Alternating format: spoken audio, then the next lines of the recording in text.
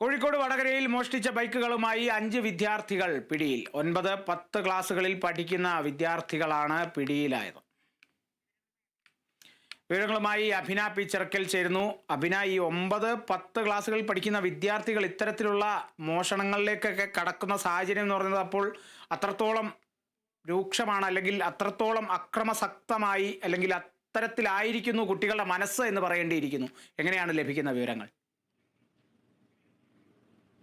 തീർച്ചയായും അതിനെ അങ്ങനെ തന്നെ കാണേണ്ടിയിരിക്കുന്നു. കാരണം വീട്ടുകാർ പോലും അറിയുന്നില്ല ഈ ഒരു സംഭവം എന്നുള്ളതാണ്.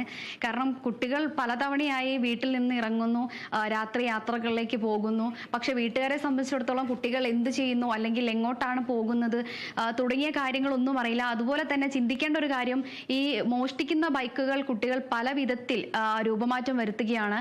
അതോടൊപ്പം തന്നെ ഈ ബൈക്കുകൾ പല വിധത്തിൽ പല കാര്യങ്ങൾക്കായിട്ടാണ് ഇത്തരത്തിൽ വിദ്യാർത്ഥികൾ ഈ പിടിയിലായ ഈ കുട്ടികൾ ഉപയോഗിക്കുന്നത് എന്നുള്ളതാണ്. 10ാം ക്ലാസ്സിലും 9ാം ക്ലാസ്സിലും പഠിക്കുന്ന കുട്ടികളാണ് ഇത്തരത്തിലുള്ള പ്രവർത്തികളിലെല്ലാം ഏർപ്പെടുന്നത് എന്ന് തന്നെയാണ് വടകരയിലെ വിവിധ പ്രദേശങ്ങളിൽ നിരന്തരം കഴിഞ്ഞ 2-3 മാസത്തോളമായി ഇത്തരത്തിൽ വാഹനങ്ങൾ മോഷണം പോകുന്നതായി ശ്രദ്ധയിൽപ്പെട്ടതിനെ തുടർന്ന് നാട്ടുകാരാണ് ഇത്തരത്തിലൊരു പരാതി പോലീസിൽ നൽകുന്നത്. തുടർന്ന് പോലീസ് നടത്തിയ പരിശോധനയിലാണ് ഈ കുട്ടിവിരുദ്ധന്മാർ പിടിയിലാകുന്നത് എന്ന് തന്നെയാണ് പറയണം.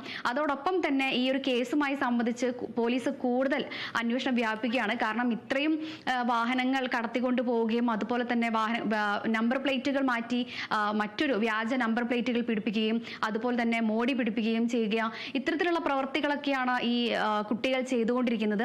അതുകൊണ്ട് തന്നെ ഇതിന് പിന്നിൽ വേറെ ആരെങ്കിലും ഉണ്ടോ, മറ്റു മാഫിയകൾ എന്തെങ്കിലും ഉണ്ടോ ഇതിന് പിന്നിൽ എന്നുള്ളതടക്കം പോലീസിന് അന്വേഷിക്കേണ്ടതുണ്ട്. അതോടൊപ്പം മറ്റെന്തെങ്കിലും പ്രവർത്തികളിൽ കുട്ടികൾ ഏർപ്പെട്ടിട്ടുണ്ടോ? നമുക്കറിയാം, ലഹരി പോലുള്ള ഉപയോഗങ്ങൾ വർദ്ധിക്കുന്ന ഈ ഒരു സാഹചര്യത്തിലും കുട്ടികളുടെ മനോനില പരിശോധിക്കേണ്ടതുണ്ട് എന്നടക്കം പോലീസ് പറയുന്നുണ്ട്. അതുകൊണ്ട് തന്നെ കുട്ടികളുടെ പശ്ചാത്തലം അടക്കം അന്വേഷിച്ചുകൊണ്ടായിരിക്കും ഇനി മുന്നോട്ടുള്ള തീരുമാനം എന്ന് പറയുന്നുണ്ട്. അതോടൊപ്പം തന്നെ പ്രായപൂർത്തിയാവാത്ത വിദ്യാർത്ഥികളാണ്, 9ഉം 10ാം ക്ലാസ്സിലും പഠിക്കുന്ന കുട്ടികളാണ്.